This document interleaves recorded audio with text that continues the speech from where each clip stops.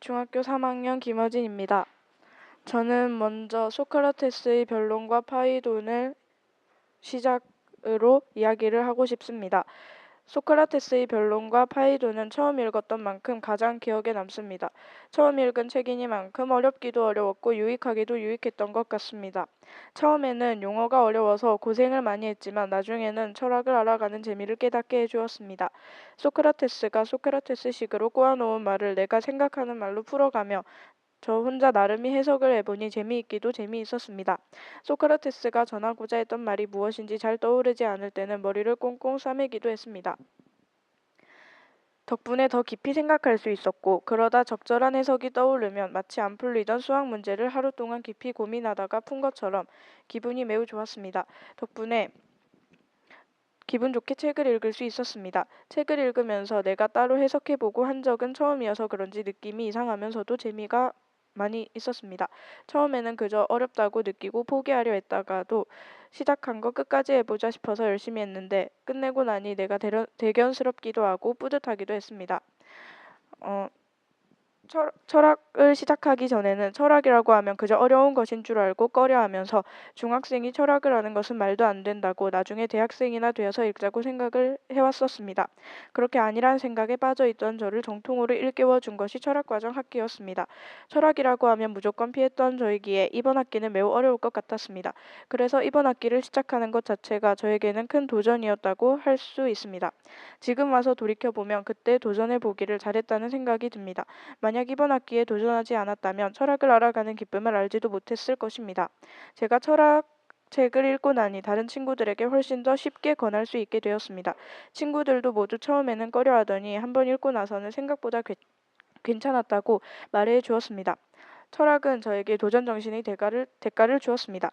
철학 과정을 시작하고 초반에는 의욕에 불타 책을 열심히 읽었는데 점점 가면 갈수록 시험이다 공부다 해서 책을 점점 멀리하게 되었습니다. 그리고 금요일이 되면 급속도로 훑어본 다음에 문제를 풀기 일쑤였습니다. 하지만 다시 정신을 차리고 난 후반부터는 책도 양을 정해서 꾸준히 읽고 과제도 열심히 했습니다. 어떤 날은 목요일에 과제를 다 한 적도 있었습니다. 제가 가장 고치기 어려워했던 습관이 꾸준히 무언가를 하는 것이었는데 이제 이 습관이 고쳐졌습니다.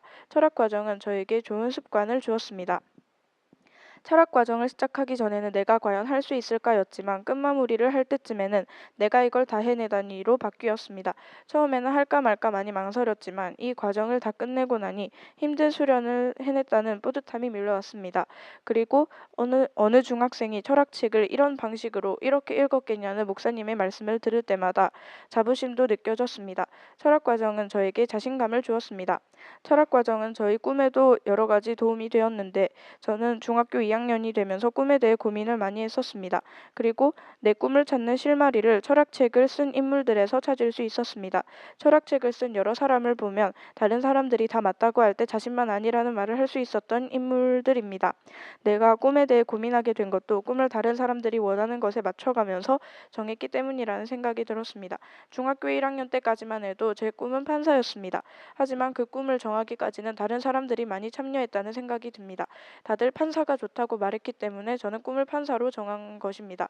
세상을 살아가는 것에 있어서 주인은 나라는 것을 깨닫고 내가 진정으로 원하는 것이 무엇인지 찾기 시작했고 덕분에 심리치료사라는 꿈이 생기게 되었습니다. 철학책을 쓴 인물들은 저에게 삶의 주도권을 잡으라는 메시지를 주었고 제가 진정한 나의 꿈을 찾을 수 있게 도와주었습니다. 내가 원하는 것이 무엇인지 알기까지 오래 걸린 만큼 다른 아이들보다 곱절 더 노력할 것입니다. 그리고 철학 과정에 가장 큰 도움이 되었던 분들을 말해보고 싶은데 가장 큰 도움이 되었던 사람은 엄마입니다. 저는 엄마가 푸른 숲 과제라는 말만 꺼내도 짜증을 있는 대로 내며 그저 엄마가 간섭하는 것이며 엄마가 하는 말은 다 잔소리라고 생각했습니다. 하지만 만약 엄마가 저를 챙겨주시지 않았다면 철학 과정이 끝나갈 때까지도 저는 정신을 못 차리고 금요일만 되면 미뤄둔 숙제를 한다고 정신이 없었을 것입니다. 저희 짜증까지도 다 사랑해주고 보듬어주신 엄마께 감사를 전하고 싶습니다.